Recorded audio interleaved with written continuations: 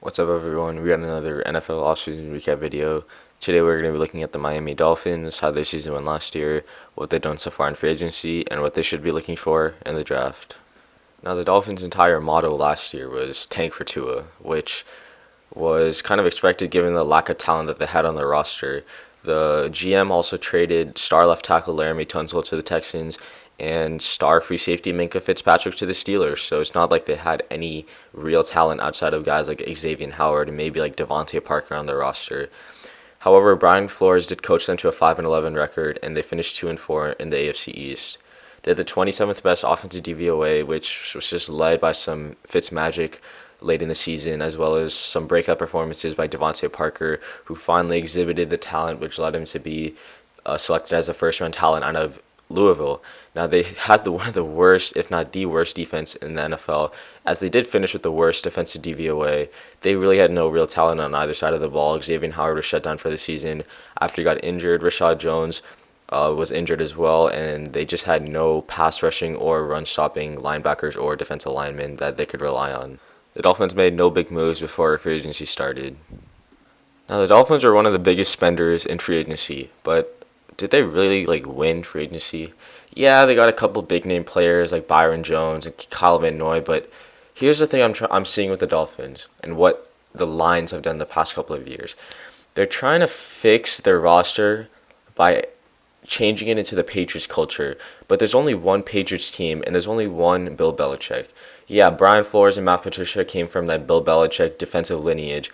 Matt Patricia has sucked in the past 3 years, and Brian Flores had just a 5-11 season. Yeah, he had no real talent, but he still finished 5-11.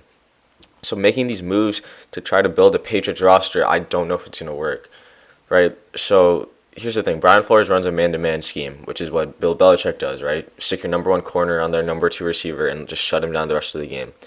Byron Jones is a top cornerback in the league. He is. He is worth all of that 5-year, $82 million that the Dolphins are giving him.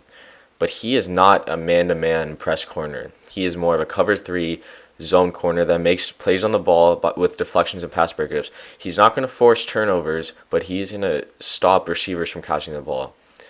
So yes, he's worth the money, but it's just too early to tell if he's going to fit in this Dolphin system, which I just don't see how he's going to fit when he's played in a cover three or a cover two scheme his entire life in Dallas. Kyle Van Noy just came off a great contract with the Patriots, and he's reuniting with his old defensive coordinator, but how is he going to be used? He was successful as an outside edge rusher, outside linebacker that, covered running backs, but he was mainly like a blitzer because the Patriots blitz a lot since they have some top man corners. Is he worth the $4-year, $51 million? Yeah, but he is getting older, and he is playing in a new system, so we'll have to see how well he fits. And I think Brian Flores will be able to utilize him correctly, but still, they're just trying to replicate the Patriots, which you can't do if you're trying to win. Shaq Lawson to a 3-year, $30 million contract. This is another move. Are they just spending money because they have it, right? This is a guy that has just been a rotational pass rusher, and you're giving him $10 million a year. You could have saved that money and just saved it for next year. This is one of the things I think the Bills and teams like the Colts have done great. They haven't spent big in free agency. They've waited for their time when they know they're Super Bowl contenders, and then they go all in. The Dolphins are going all in when their window hasn't even opened yet. They still haven't found their quarterback of the future. They still haven't assembled an offensive line to protect their quarterback. Shaq Lawson isn't the answer to solving their defensive problem, and he's sure as hell not worth $10 million a year. Eric Flowers, hate this signing. One of the worst signings in free agency, period. This is a guy that was drafted 10th overall by the Giants, failed at tackle. He got released, went to the Redskins, and he got moved inside to guard, and now you're expecting him to be this tackle that he can rely on? No. And he's not worth $10 million a year. He's making the same money as Brian Bulaga, who has just come off one of the best pass blocking seasons this past season from any tackle. I don't think Eric Flowers is a good signing, but, like I said, the Dolphins had money to spend, and they just decided to go all in this free agency. Emmanuel Ogbah, a solid deal. This is a guy that has had some success in limited time with the Chiefs and the Browns. He had a solid season before getting hurt last year, and getting him for $7.5 million I think is a solid deal. Jordan Howard, 2 years, $9.75 million. This is a guy that's come off like 1,000-yard seasons just before going to the Eagles, where he was in a timeshare with Miles Sanders. So a solid deal for them. Could be like a short, small workhorse back for them, where they don't really have one, but they should also look to the draft to get one as well.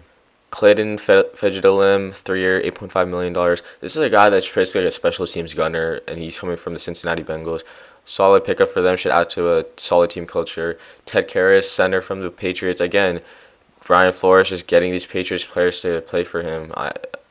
He's a solid center, and I think he's going to be able to improve their O-line. Camo Grugier-Hill from the Eagles. This is another special teams guy, backup linebacker.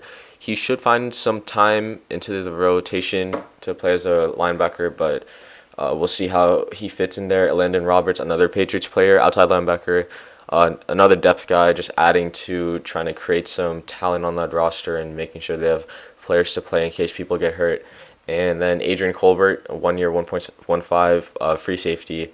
Just another guy adding to their roster, adding to their depth. Now, the Dolphins released a couple of people in free agencies this year. Released longtime starter Rashad Jones, who used to play a strong safety for them, to try to get younger and just save some cap space. And they traded for Aqib Talib last year during the middle of the season, but this is more of a salary cap dump for the Rams to help them free up some cap space for Jalen Ramsey. And we all knew that Aqib Talib, with his age, wasn't going to play on a rebuilding Dolphins team, so they released him as well because of how high his contract is. With 3 first-round picks in their hand, the Dolphins have a lot of holes to fill in their roster. Now, anyone who wants the Dolphins to trade up to secure a quarterback is just downright dumb. You don't give away these 3 first-round picks. You have to use all 3 of them to fill a roster spot. And first-round talent doesn't come by very often. They need to start with getting their quarterback of the future. And, it's either Herbert or Tua, basically. If Dolphins trade up for Burrow, so be it. But, I'm predicting either Tua or Herbert. I think they like Herbert more than Tua because of his arm, and Brian Flores comes from that Bill Belichick, prototypical size guy. But, we'll see how the Dolphins use their draft picks, and I think their first pick is definitely going to be a quarterback. Second pick, which is pick 18, should be an offensive lineman. I think the best one for them would be a guy like Josh Jones, hopefully if he falls. If they get Austin Jackson, that's more of a project who has a ton of upside with his athleticism.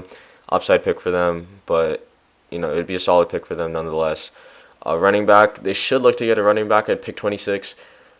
Maybe they can get one in the second round as well, but someone like J.K. Dobbins or Jonathan Taylor would be the best options for them. And getting a safety, finally, to replace Minka and Rashad Jones, both who have left. Someone like maybe Antoine Winfield in the first round or early second would be a solid pick for them. Xavier McKinney, if he drops a little bit, because I've heard he's been sliding on some people's draft boards, would be another good pick for the Dolphins and another roster spot that they would be able to fill in the draft. That is all for this NFL offseason recap video. Don't forget to comment what do you think the Dolphins' record will be in 2020 and who you think they should take in the draft, and subscribe.